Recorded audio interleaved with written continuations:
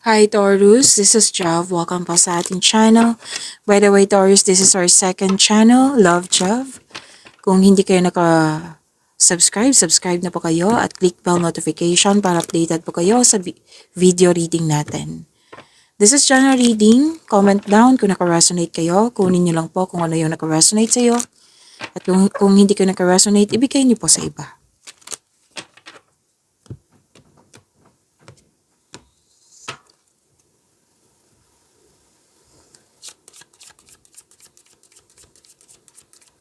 Mga parating pa para kay Taurus ngayong February 15, 16, and 17.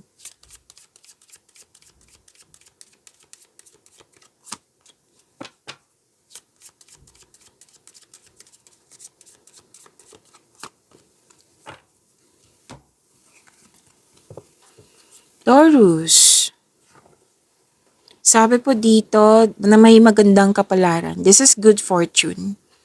Yes. Happy ka, may fulfillment sa pangarap, dreams to come true. This is wealth. Pwede may, prosperity. Yan, wealth, prosperity, na sobrang happy mo. So, claim mo po, Taurus. And sabi din dito na windfall. Wow. Windfall to ha. Makakatanggap ka ng malaking pera. Pwedeng return investment po ito, Taurus. At sabi din dito na pwedeng may nanganak or di kaya may humihingi ng atensyon sa iyo na isang bata or parang inner child mo po ito. Oo.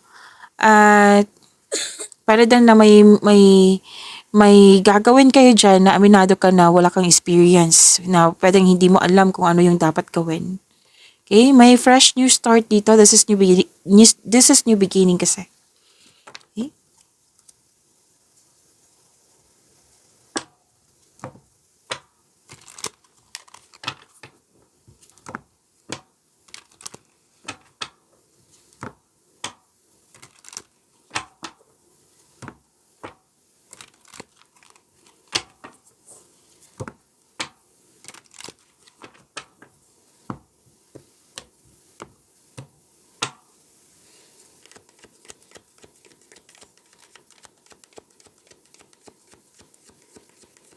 Parating pa para kay Taurus ngayong February 15, 16, and 17, 2026.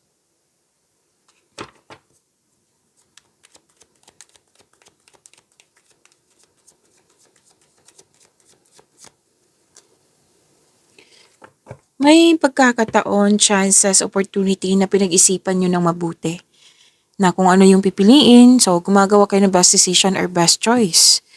So, gawa kayo ng konkretong plano para makabuo kayo ng best choice and best decision.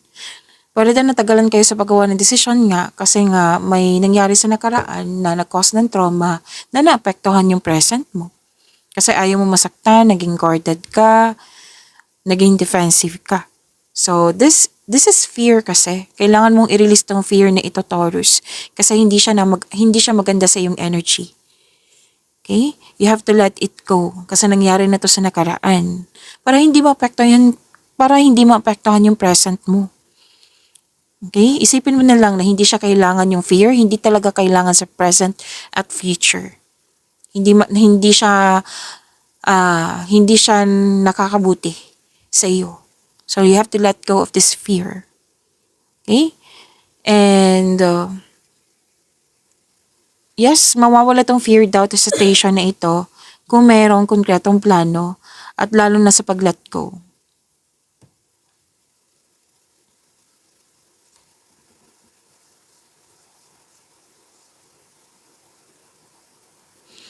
Nalungkot ka dito, Taurus, kasi may tuto sa desisyon, ideas, or plano. Pwede din may concerns regarding sa third party concern po or taong nangingialam sa iyo, sa inyo. Oo. Yung sabi ko kanina sa inyo kasi sensitive to. Yung sabi ko kanina sa inyo na kunin nyo lang kung ano yung nakaresonate sa iyo. Kasi general reading po ito. Kung hindi kayo nakaresonate, ibigay niyo po sa iba. Okay? Pero din na sinabihan mo siya regarding sa ideas mo tapos hindi, na-expected mo na supportive siya pero hindi pala. Ginugulo ka. para hindi matuloy yung mga ideas mo, plano mo, desisyon mo. So, alam niyo nang dapat gawin. What I meant is, put limitation. Kung kailangan umalis, then go ahead. Kung hindi ka kailangan umalis, like, put limitation. Huwag mong tagapin yung negativity niya. You have to believe in yourself. You have to, anong tawag nito? Magkaroon ng recovery. Dapat magkaroon ng healing. Okay? Kasi kailangan itong i-release eh. Itong sakit ng nararamdaman, fear na nararamdaman mo, i-release mo yan. Kasi nga, hindi yan nakakabuti sa'yo.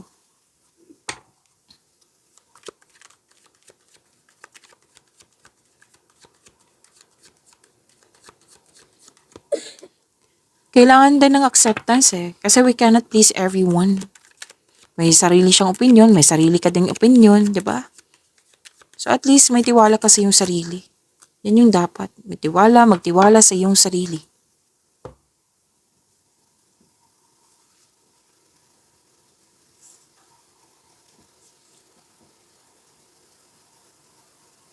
Lalabas ka ng comfort zone mo. Kasi you want growth. Siyempre, sabi ng card dito na huwag mo padalos-dalos sa pagpasya or sa paggawa ng aksyon. May kailangan gawin like bumuo ng konkretong plano at makinig sa inyong intuition. Kasi bagong simula to eh. Mas job, marami naman ako experience. So, may tiwala ako na hindi na kailangan yung plano. Sabi kasi ng card dito, kailangan ng konkretong plano para mawala tong fear na nakikita ko dito, doubt, hesitation. You should take a chance, magtiwala sa inyong sarili. Kung may tampuhan po, advice ng card dito na leave the past behind. It's never too late to begin again. Mag-usap at magpatawad po.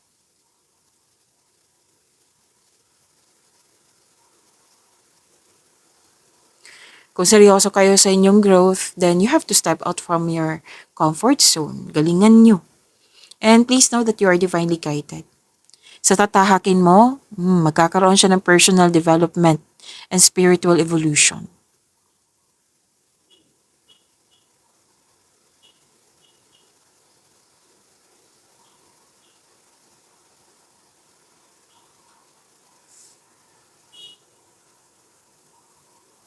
Pagod ka. Pagod. Or stress. Kailangan nyo ng pahinga.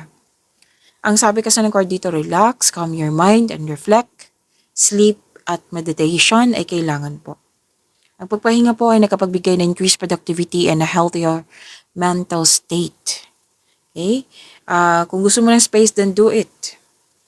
Kasi that is a respect for you. Respect for yourself, to your person, sa connection mo sa isang tao.